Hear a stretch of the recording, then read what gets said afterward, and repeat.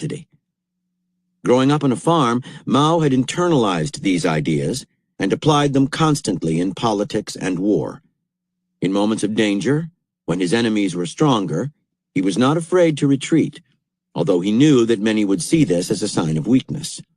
Time, he knew, would show up the holes in his enemy's strategy, and he would use that time to reflect on himself and gain perspective on the whole situation. He made his period of retreat in Hunan not a negative humiliation, but a positive strategy. Similarly, he used the Long March to forge a new identity for the Communist Party, creating a new kind of believer. Once his winter had passed, he reemerged, his enemies succumbing to their own weaknesses, himself strengthened by a period of retreat. War is deceptive. You may think that you are strong and that you are making advances against an enemy, but time may show that you are actually marching into great danger. You can never really know, since our immersion in the present deprives us of true perspective. The best you can do is to rid yourself of lazy, conventional patterns of thinking. Advancing is not always good. Retreating is not always weak. In fact, in moments of danger or trouble, refusing to fight is often the best strategy. By disengaging from the enemy, you lose nothing that is valuable in the long run and gain time to turn inward, rethink your ideas, separate the true believers from the hangers-on. Time becomes your ally. By doing nothing outwardly, you gain inner strength, which will translate into tremendous power later when it is time to act. By Napoleon Bonaparte. Space I can recover. Time, never. Keys to warfare. The problem we all face in strategy and in life is that each of us is unique and has a unique personality. Our circumstances are also unique. No situation ever really repeats itself. But most often we are barely aware of what makes us different. In other words, of who we really are. Our ideas come from books, teachers, all kinds of unseen influences. We respond to events routinely and mechanically, instead of trying to understand their differences. In our dealings with other people, too, we are easily infected by their tempo and mood. All this creates a kind of fog. We fail to see events for what they are. We do not know ourselves. Your task as a strategist is simple: to see the differences between yourself and other people, to understand yourself, your side, and the enemy as well as you can, to get more perspective on events, to know things for what they are. In the hubbub of daily life, this is not easy. In fact, the power to do it can come only from knowing when and how to retreat. If you are always advancing, always attacking, always responding to people emotionally, you have no time to gain perspective. Your strategies will be weak and mechanical, based on things that happened in the past or to someone else. Like a monkey, you will imitate instead of create. Retreating is something you must do every now and then to find yourself and detach yourself from infecting influences. And the best time to do this is in moments of difficulty and danger. Symbolically, the retreat is religious or mythological. It was only by escaping into the desert that Moses and the Jews were able to solidify their identity and re-emerge as a social and political force. Jesus spent his 40 days in the wilderness, and Muhammad too fled Mecca at a time of great peril for a period of retreat. He and just a handful of his most devoted supporters used this period to deepen their bonds, to understand who they were and what they stood for, to let time work its good. Then this little band of believers re-emerged to conquer Mecca and the Arabian Peninsula, and later, after Muhammad's death, to defeat the Byzantines and the Persian Empire, spreading Islam over vast territories. Around the world, every mythology has a hero who retreats, even to Hades itself in the case of Odysseus, to find himself. If Moses had stayed and fought in Egypt, the Jews would be a footnote in history.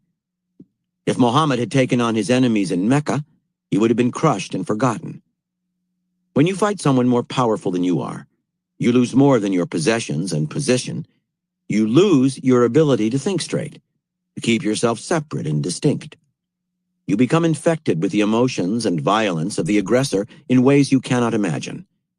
Better to flee and use the time your flight buys to turn inward. Let the enemy take land and advance. You will recover and turn the tables when the time comes. The decision to retreat shows not weakness but strength. It is the height of strategic wisdom. The essence of retreat is the refusal to engage the enemy in any way, whether psychologically or physically. You may do this defensively to protect yourself, but it can also be a positive strategy. By refusing to fight aggressive enemies, you can effectively infuriate and unbalance them. During World War I, England and Germany fought a side war in East Africa, where each of them had a colony. In 1915, the English commander, Lieutenant General Jan Smuts, moved against the much smaller German army in German East Africa, led by Colonel Paul von Lettow-Vorbeck. Smuts was hoping for a quick win. As soon as he had finished off the Germans, his troops could move to more important theaters of war. But von Lettow-Vorbeck refused to engage him and retreated south. Smuts marched in pursuit. Time and again, Smuts thought he had von Lettow-Vorbeck cornered, only to find that the German officer had moved on just hours earlier. As if drawn by a magnet, Smuts followed von Lettow-Vorbeck across rivers, mountains, and forests. Their supply lines extended over hundreds of miles. His soldiers were now vulnerable to small, harassing actions from the Germans, which destroyed their morale. Bogged down in pestilential jungles, as time went by, Smuts's army was decimated by hunger and disease, all without ever fighting a real battle. By the end of the war, von Lettow-Vorbeck had managed to lead his enemy on a 4-year cat-and-mouse chase that had completely tied up valuable English forces and yielded them nothing in return. Smuts was a persistent, thorough, aggressive leader who liked to defeat his opponents through maneuver in the field. Von Lettow-Vorbeck played on this taste. He refused to engage Smuts in frontal battle, but stayed enticingly close, just beyond reach, holding out the possibility of engagement so as to keep the Englishmen pushing forward into the wilderness. Infuriated to no end, Smuts continued the chase. Von Lettow-Vorbeck used Africa's vast spaces and inhospitable climate to destroy the English. Most people respond to aggression by, in some way, getting involved with it. It is almost impossible to hold back. By disengaging completely and retreating, you show great power and restraint. Your enemies are desperate for you to react. Retreat infuriates and provokes them into further attack, so keep retreating, exchanging space for time. Stay calm and balanced. Let them take the land they want. Like the Germans, lure them into a void of non-action. They will start to overextend themselves and make mistakes. Time is on your side, for you are not wasting any of it in useless battles. War is notoriously full of surprises, of unforeseen events that can slow down and ruin even the best-laid plan. Karl von Clausewitz called this friction. War is a constant illustration of Murphy's Law. If anything can go wrong, it will. But when you retreat, when you exchange space for time, you are making Murphy's Law work for you. So it was with von Lettow-Vorbeck. He set up Smuts as the victim of Murphy's Law, giving him enough time to make the worst come to pass. During the 7 Years' War, 1756–63, Frederick the Great of Prussia was faced with Austrian, French, and Russian armies on every side, all determined to carve him up. A strategist who usually favored aggressive attack, Frederick this time went on the defensive, crafting his maneuvers to buy himself time and slip the net his enemies were trying to catch him in. Year after year, he managed to avoid disaster, though barely. Then suddenly, Tsarina Elizabeth of Russia died. She had hated Frederick bitterly, but her nephew and successor to the throne, Tsar Peter III, was a perverse young boy who had not liked his aunt and greatly admired Frederick the Great. He not only pulled Russia out of the war, he allied himself with the Prussians. The 7 Years' War was over. The miracle Frederick needed had come to pass. Had he surrendered at his worst point, or tried to fight his way out, he would have lost everything. Instead, he maneuvered to create time for Murphy's Law to do its work on his enemies. War is a physical affair, which takes place somewhere specific. Generals depend on maps and plan strategies to be realized in particular locations. But time is just as important as space in strategic thought, and knowing how to use time will make you a superior strategist, giving an added dimension to your attacks and defense. To do this, you must stop thinking of time as an abstraction. In reality, beginning the minute you were born, time is all you have. It is your only true commodity. People can take away your possessions, but short of murder, not even the most powerful aggressors can take time away from you unless you let them. Even in prison, your time is your own if you use it for your own purposes. To waste your time in battles not of your choosing is more than just a mistake. It is stupidity of the highest order. Time lost can never be regained. Reversal. When enemies attack you in overwhelming force, instead of retreating, you may sometimes decide to engage them directly. You are inviting martyrdom, perhaps even hoping for it. But martyrdom, too, is a strategy, and one of ancient standing. Martyrdom makes you a symbol, a rallying point for the future. The strategy will succeed if you are important enough, if your defeat has symbolic meaning, but the circumstances must work to highlight the rightness of your cause and the ugliness of the enemy's.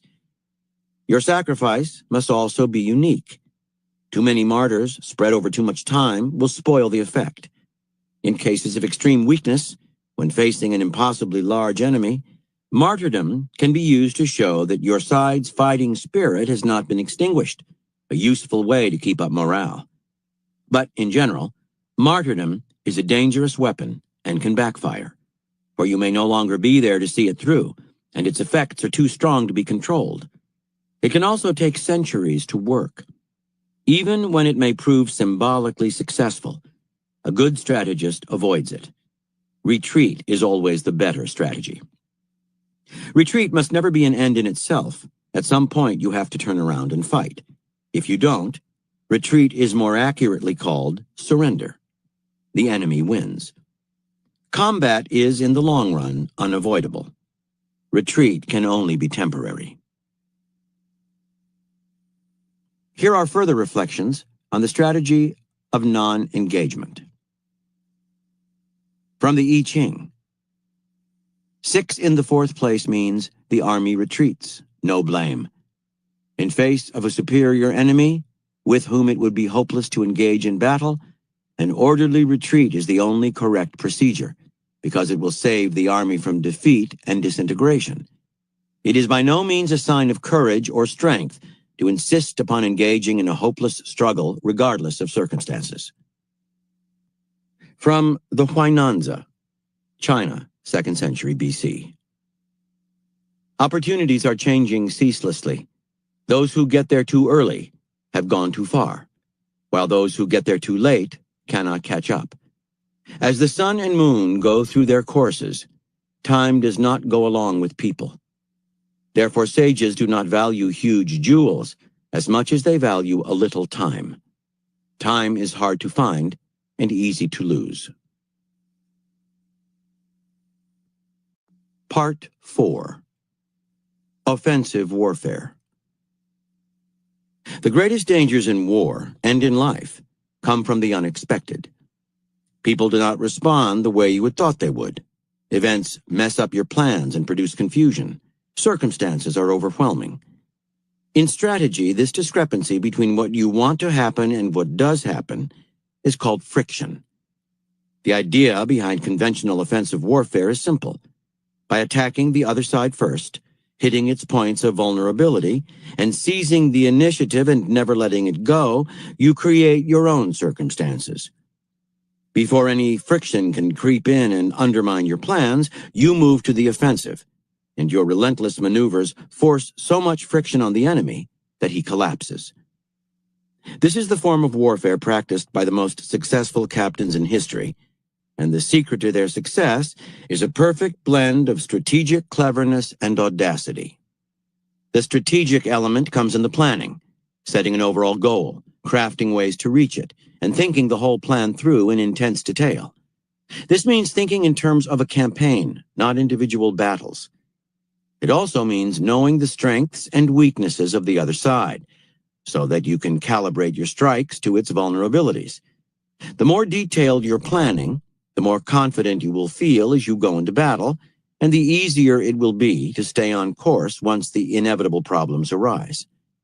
In the attack itself, though, you must strike with such spirit and audacity that you put your enemies on their heels, giving irresistible momentum to your offensive. The following 11 chapters will initiate you into this supreme form of warfare. They will help you to put your desires and goals into a larger framework known as grand strategy. They will show you how to look at your enemies and uncover their secrets.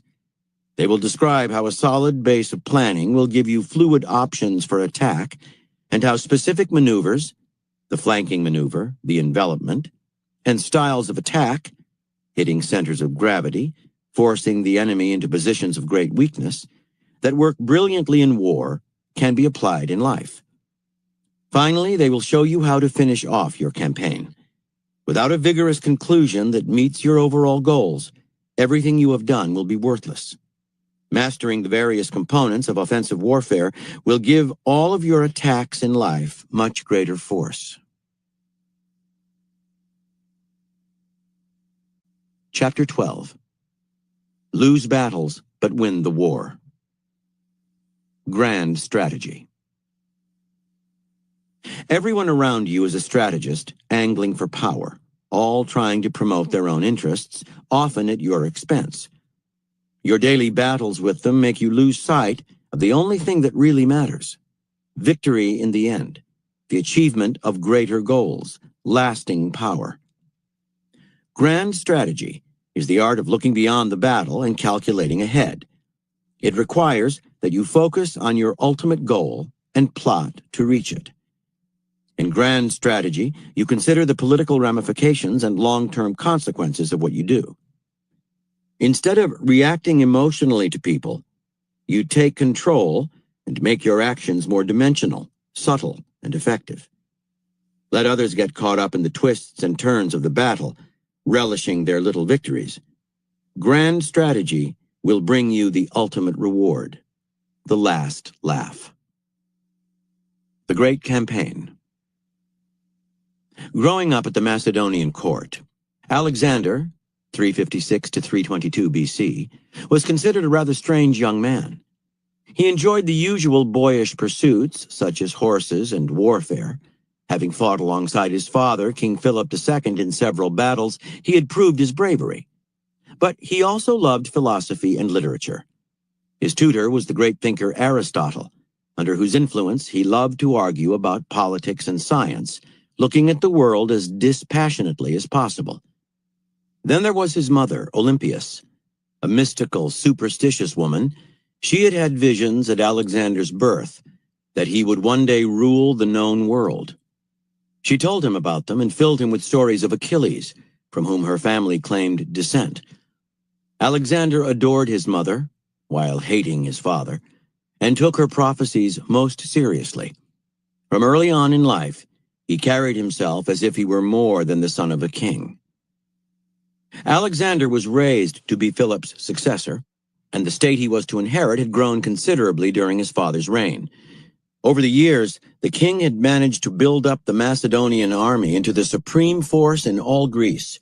He had defeated Thebes and Athens, and had united all the Greek city-states, except Sparta, into a Hellenic league under his leadership.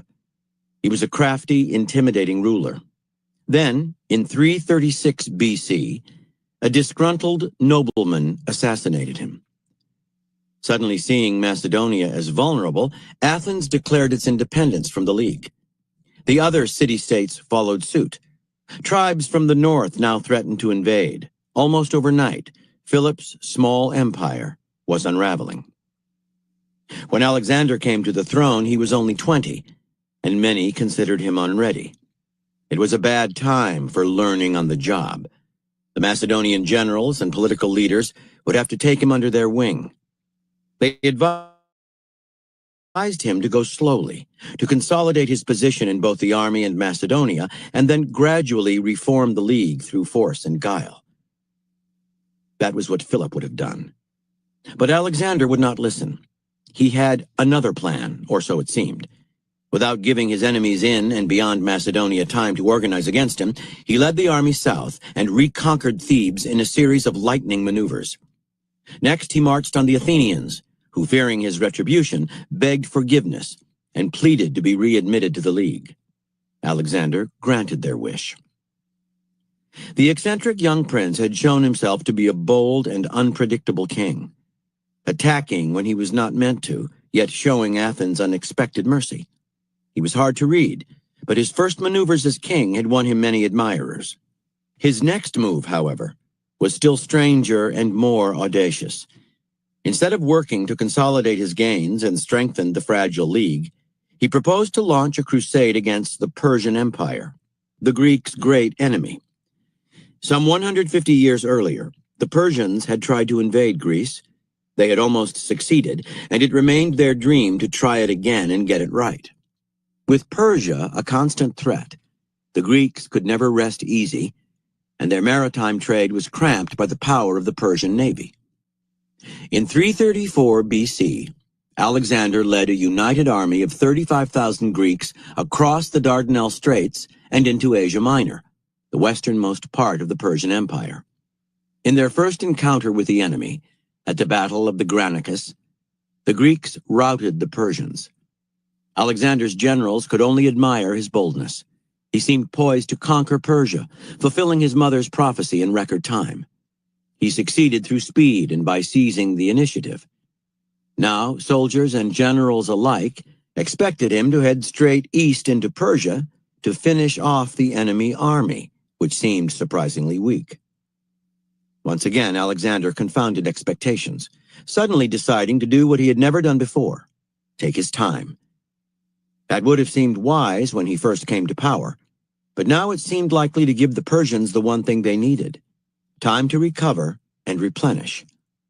Yet Alexander led his army not east, but south, down the coast of Asia Minor, freeing local towns from Persian rule. Next, he zigzagged east and then south again, through Phoenicia and into Egypt, quickly defeating the weak Persian garrison there. The Egyptians hated their Persian rulers and welcomed Alexander as their liberator. Now Alexander could use Egypt's vast stores of grain to feed the Greek army and help keep the Greek economy